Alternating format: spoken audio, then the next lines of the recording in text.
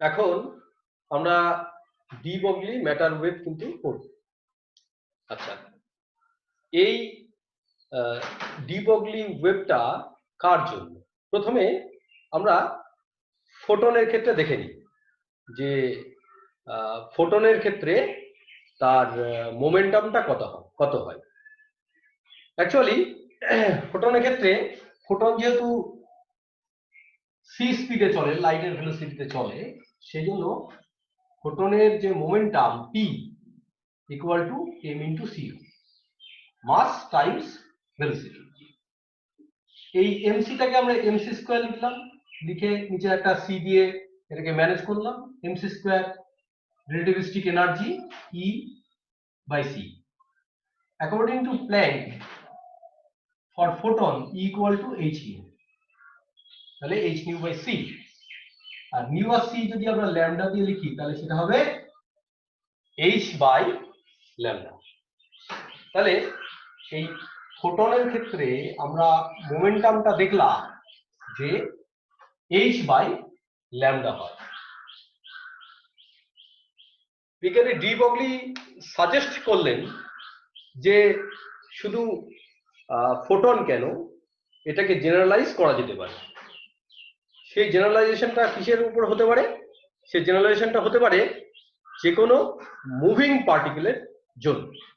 তাহলে এইটাকে শুধু ফোটন কেন, যে কোনো মুভিং পার্টিকেলের ক্ষেত্রে কিন্তু এই P equal to H by lambda এটাকে ব্যবহার করা যাবে। এটাই হচ্ছে ডি বগলি ওয়েভের প্রতিপাদ্য বিষয়। তাহলে যে কোনো মুভিং বডির একটা ওয়েভ নেচার কিন্তু আছে, এবং সেই ওয়েভলেন্থ যদি বার করতে হয়, করসপন্ডিং ওয়েভলেন্থ যদি বার করতে হয়, তাহলে কি করতে হবে? সেই মুভিং বডির কিন্তু মোমেন্টামটা ভাগ করতে হবে এইচ কে। তাহলে এইচ বাই পি হচ্ছে সেই মুভিং বডি করসপন্ডিং ওয়েভের ওয়েভলেন্থ। তাহলে যে কোনো মুভিং বডি যদি ওয়েভ নেচার থাকে তাহলে তার ওয়েভলেন্থটা এরকম ধরনের হবে। এটাই হচ্ছে ডি বগলির সূত্রটা। এবার কেউ যদি বলে যে ওই পার্টিকেলটির রেস্ট মাস, ধরো পার্টিকেলের রেস্ট মাস হচ্ছে m0, তাহলে নর্মাল মাস কত হবে? Gamma into m0, that is m0 by 1 by root over V square by C square, 1 minus V square by C square তার রুট ওভার। তাহলে এক্ষেত্রে এইচ বাই কত হবে? গামা m0 ইন্টু ভি, কারণ মোমেন্টামটা হচ্ছে mv আর mটা হচ্ছে গামা ইন্টু m0, এটা হচ্ছে মাস অফ দা পার্টিকেল, এবং সাথে সাথে এটা হচ্ছে ভি। তাহলে এই সূত্রটা আমরা ইউজ করব। এবার অনেক সময় এই ল্যামডাটাকে অনেকে এইচ কাট দিয়ে লেখে, তো সেরকম ভাবে লিখতে গেলে দেখো এইচ বাই আমরা 2 পাই করব, আর 2 পাইটাকে ম্যানেজ করব করে এখানে আমরা এখানে একটু ভুল করে ফেললাম, আমরা পি দিয়ে হিসাব করি এইচ বাই ল্যামডা। তাহলে এইচ বাই 2 পাই, 2 পাইটাকে ম্যানেজ করতে হবে 2 পাই বাই ল্যামডা। এই 2 পাই বাই ল্যামডাটাকে বলা হয় প্রপাগেশন কনস্ট্যান্ট, আর এইচ বাই 2 পাইকে বলা হয় এইচ কাট। তাহলে propagation constant H cut K, তাহলে P equal to H cut K, এরকম ভাবেও এটাকে এক্সপ্রেস করা হয়। আর এখান থেকে আমরা এই ডি বগলি ওয়েভলেন্থ থেকে আমরা যদি একটা ইলেকট্রনের বা কোনো একটা মেটেরিয়াল পার্টিকেল বা যে কোনো রিলেটিভিস্টিক যার স্পিড যথেষ্ট বেশি সি এর কম্পারেবল সেরকম কোনো পার্টিকেলের ওয়েভলেন্থ বার করতে চাই, তাহলে আমরা কিরকম ভাবে এটার ট্রিটমেন্টটা করব। তার আগে বলে রাখা ভালো যে এই যে ওয়েভটা বলা হচ্ছে, এই ওয়েভটা কিসের, কোন ওয়েভ, পার্টিকেলের যে ওয়েভ নেচার আছে সেটা কোন ওয়েভ, ওয়েভটা কিসের অ্যাকচুয়ালি। ম্যাক্স বর্ন সাজেস্ট করেন যে এই ওয়েভটা হলো ওয়েভ ফাংশনের করসপন্ডিং, ওয়েভ ফাংশনটা হলো প্রবাবিলিস্টিক ওয়েভ। তাহলে যে কোনো ওয়েভ এখানে যেটা বলা হচ্ছে পার্টিকেলের করসপন্ডিং ওয়েভ, সেটা অ্যাকচুয়ালি কিন্তু প্রবাবিলিটি ওয়েভ, পার্টিকেল থাকার প্রবাবিলিটি ওয়েভ, তার করসপন্ডিং ল্যামডাটা হচ্ছে এটা। তাহলে ওই ওয়েভটি করসপন্ডিং ওয়েভ ফাংশন যদি সাই হয়, এবং ম্যাক্স বন্ড বললেন যে তাহলে সাই স্কোয়ার এটা হবে, যেহেতু প্রবাবিলিটি ওয়েভ তাহলে এটা হবে প্রবাবিলিটি ডেনসিটি। তাহলে যে ওয়েভটার কথা বলা হচ্ছে সেই ওয়েভটা হচ্ছে প্রবাবিলিটি ওয়েভ। আর প্রবাবিলিটি কি করে পাবো? যদি প্রবাবিলিটি ডেনসিটি পেতে চাই তাহলে আমরা সাই স্কোয়ার মানে সাই স্কোয়ার করলে তার প্রবাবিলিটি ডেনসিটি পাওয়া যাবে, মানে মোড সাই স্কোয়ার। আর যদি কেউ প্রবাবিলিটি পেতে চায়, ধরো দেখা গেল যে এটা হচ্ছে x ইকুয়াল টু x আর এটা হচ্ছে x equal to x plus dx, মানে নতুন একটা পয়েন্ট, এটা x অ্যাক্সিস। তাহলে এইটুকু জায়গার মধ্যে একটা পার্টিকেল ধরো ছুটে চলে যাচ্ছে, এইটুকু জায়গার মধ্যে পার্টিকেল থাকার প্রবাবিলিটি কি করে বার করবো? সেটা হচ্ছে এই যে প্রবাবিলিটি ডেনসিটিকে যদি আমরা ওই লেন্থ দিয়ে গুণ করে দিই, তাহলে x to x plus dx এর মধ্যে থাকার প্রবাবিলিটি হবে সাই স্কোয়ার সাই মড স্কোয়ার ইনটু dx। এটাকেই বলা হচ্ছে প্রবাবিলিটি ডেনসিটি। এবার এটা যদি 3D স্ট্রাকচারে হয়, 3D স্পেসে হয়, তাহলে dx এর জায়গায় চলে আসবে dটাও বা dv, এরকম চলে আসবে। যাই হোক, এই ওয়েভ ফাংশন আমরা পরে বুঝবো। এখানে আপাতত আমরা ডি বগলি ওয়েভের উপরে কনসেন্ট্রেট করছি, এবং যেটা বলতে চাইছিলাম সেটা হচ্ছে আমরা কোনো একটা মেটেরিয়াল পার্টিকেল, সেই মেটেরিয়াল পার্টিকেলটা ভি ভেলোসিটিতে ছুটছে, তার স্পিডটা সি এর কাছাকাছি হতে পারে, তাহলে রিলেটিভিস্টিক ইকুয়েশন থেকে আমরা তার করসপন্ডিং ওয়েভলেন্থটা বার করব। ধরো না কোনো একটা ইলেকট্রনের আমরা যদি তার মুভিং ইলেকট্রনের যদি একটা করসপন্ডিং ওয়েভলেন্থ যদি বার করি, তাহলে সেটা কত হবে? সেক্ষেত্রে মুভিং পার্টিকেলের ক্ষেত্রে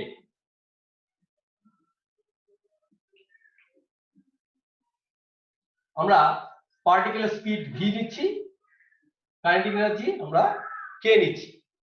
এবার আমরা যে ইকুয়েশনটা কষবো সেটা হচ্ছে energy of particle equal to K plus m0 C square, অর্থাৎ kinetic energy plus rest mass energy, equal to আমরা জানি যে E equal to relativistic energy হয় p square c square plus m0 square c to the power 4।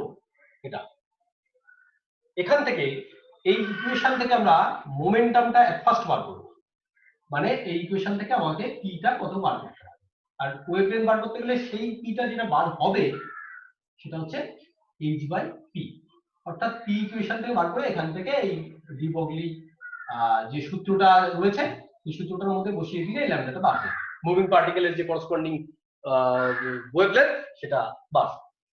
তাহলে দেখিনি আমরা এইটা এবং এইটাকে দুই পাশে স্কয়ার করে দিচ্ছি, তাহলে K square plus m0 square c to the power 4 plus twice m0 c square into k equal to p square c square plus m0 square c to the power 4। এখানে এই m0 c স্কয়ার আর m0 square c to the power 4 এটা দুই পাশ থেকে cancel out করব।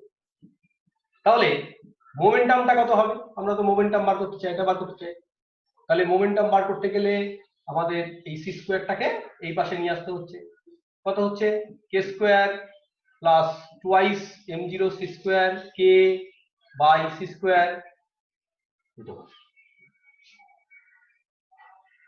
এখানে আমরা পিটা বার করে ফেলেছি, এবার আমরা ল্যামডাটা কিন্তু বার করব। Lambda equal two h/p। তাহলে h/p হলে দেখো এই যে c স্কয়ারটা তলায় রয়েছে এটা রুট ওভার করলে কিন্তু c হয়ে যাবে, সুতরাং এটা hc p এর জায়গায় যদি আমরা বসিয়ে দিই তাহলে k square plus twice m0 c square into k, এটা এইবার এটা HC আমরা যদি এখান থেকে কিছু কমন নেওয়ার চেষ্টা করি, দেখো যদি কে টাকে কমন নিই তাহলে হবে K plus twice m0 c square, আর যদি twice m0 c square common নিই তাহলে কত হবে HC root over twice m0 c square into K. এই ওয়ানটা এখানে যে ওয়ানটা পাওয়া যাবে সেটা আগে লিখলাম, আর কেটাকে পরে লিখলাম, কিন্তু এর নিচে তো ওই টুয়াইস m0 c স্কয়ার থাকবে। এখানে দেখো একটা ব্যাপার, এটা কেন এরকম কমন নেওয়া হচ্ছে তার কারণ হচ্ছে এটা হচ্ছে kinetic energy of the particle, আর m0 c স্কয়ারটা হচ্ছে response energy of the particle. এটা কম্পারিজন টানা যাবে এখান থেকে যে পার্টিকেলটা রিলেটিভিস্টিক ফর্মুলা ইউজ করব নাকি নন রিলেটিভিস্টিক ফর্মুলা ইউজ করব। m0 c স্কয়ার যদি রেসপন্স এনার্জিটা যদি বহু বড় হয়, অনেক বড় হয় কে থেকে, তাহলে আমরা এইটাকে বাদ দিয়ে দেবো, নন রিলেটিভিস্টিক ফর্মুলা হয়ে যাবে। আর যদি রিলেটিভিস্টিক ফর্মুলা ইউজ করতে হয় তাহলে রেখে দেবো এটা। তাহলে সেই জন্য রেসপন্স এনার্জি আর kinetic energy of the particle compare করার জন্য এখানে কিন্তু এই ফর্মে লেখা হচ্ছে, না হলে অলরেডি আমাদের এখানে ল্যামডার বারকোড হয়ে গেছে। হ্যাঁ, তো এইবার দেখো এইখানটায় এই যে সিটা এখানে নিয়ে আসা হয়েছিল, এটা যদি আমরা রুট ওভারের মধ্যে ঢুকিয়ে দিই তাহলে কিন্তু সি স্কয়ার হবে এবং সি স্কয়ার দিয়ে ভাগ হবে। সুতরাং অথবা এই সি স্কয়ারটাকে যদি আমরা বার করে দিই এখানটায় তাহলে কিন্তু এটা ক্যান্সেল আউট, তাহলে কত হবে h by twice m0 k 1 plus k by twice m0 c square. যদি এরকম হয় যে কেটা response energy kinetic energy response energy থেকে অনেক কম, তাহলে মানে স্পিডটা যদি কম হয় কাইনেটিক এনার্জি কম হবে, m0 c স্কয়ারটা অনেক বেশি হবে, সেক্ষেত্রে আমরা এটা লেস দ্যান 1 বলতে পারি এবং এই টার্মটাকে যোগের মধ্যে এই টার্মটাকে আমরা নেগেটিভ করতে পারি, সুতরাং শুধু 1 থাকবে এখানে। তাহলে সেক্ষেত্রে মেটেরিয়াল পার্টিকেলের মোমেন্টাম নন রিলেটিভিস্টিক হয়ে যাবে। তাহলে মেটেরিয়াল পার্টিকেল যেটা low kinetic energy, lambda equal to কত হবে h by twice m0 k। এখন এই যে কেটা এটা হচ্ছে নন রিলেটিভিস্টিক কাইনেটিক এনার্জি। হ্যাঁ, তাহলে পার্টিকেলটা এখন নন রিলেটিভিস্টিক হিসেবে ট্রিট হচ্ছে, তাহলে আমরা এটাকে নন রিলেটিভিস্টিক লিখে দিচ্ছি। নন রিলেটিভিস্টিক পার্টিকেলের ক্ষেত্রে কাইনেটিক এনার্জি কে। আর তোমরা একটা এইরকম ইলেকট্রনকে দেখো যে ইলেকট্রনকে নন রিলেটিভিস্টিক হিসেবে ধরা যায়। দুটো এখানে ইলেকট্রোড রয়েছে, ধরো দুটো ইলেকট্রোড রয়েছে, first electrode second electrode. Electrode মানে এখানে একটা ভোল্টেজ অ্যাপ্লাই করা আছে দুটো ইলেকট্রোডের মধ্যে, এটা পজিটিভ ভোল্টেজ এটা নেগেটিভ ভোল্টেজ। ইলেকট্রনকে এখান থেকে ছেড়ে দেওয়া হয়েছে, এই দুটো ইলেকট্রোডের মাঝে কলিশনের কোনো জায়গা নেই কারণ এটাকে ভ্যাকুয়াম হিসাবে রাখা হয়েছে।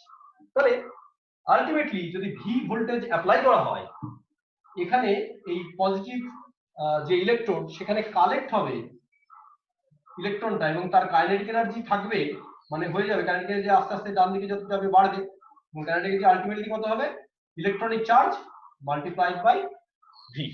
তাহলে কাইনেটিক এনার্জি পজিটিভ ইভি এই হবে।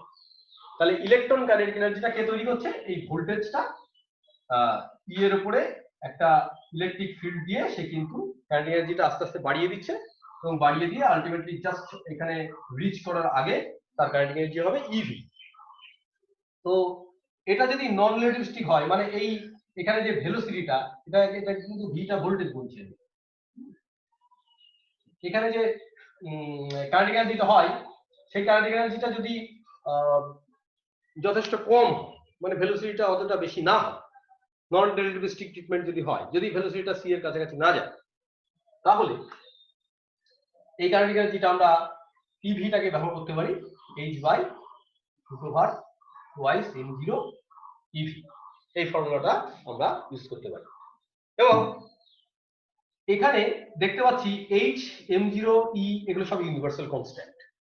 তাহলে ইউনিভার্সাল কনস্ট্যান্টের ভ্যালু তুমি ওর মধ্যে পুট করে ক্যালকুলেশন করে যেটা পাবে সেটা আমি লিখে দিচ্ছি, 12.26 অ্যাংস্ট্রম বাই √v। এবার তুমি ভোল্টেজ বাড়ালে এর ওয়েভলেন্থ কিন্তু কমে যাবে। তারপরে যত বেশি কাইনেটিক এনার্জি সে অ্যাকুয়ার করবে তার করসপন্ডিং ওয়েভলেন্থ কিন্তু ছোট হয়ে যাবে, অর্থাৎ তার ফ্রিকোয়েন্সি কিন্তু আস্তে আস্তে বেড়ে যাবে।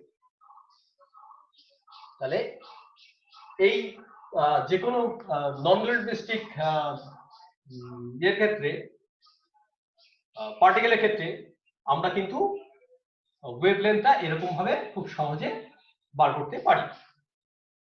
আমরা যদি ইলেকট্রন বা ওই ধরনের চার্জ পার্টিকেলকে কোনো দুটো নির্দিষ্ট ভোল্টেজের মধ্যে ক্রস করাই তাহলে। আর যদি এটা রিলেটিভিস্টিক পার্টিকেল হয় তাহলে আগে যে ফর্মুলা ডিরাইভ করা হয়েছে সেটা দিয়েই আমাদের করতে হবে।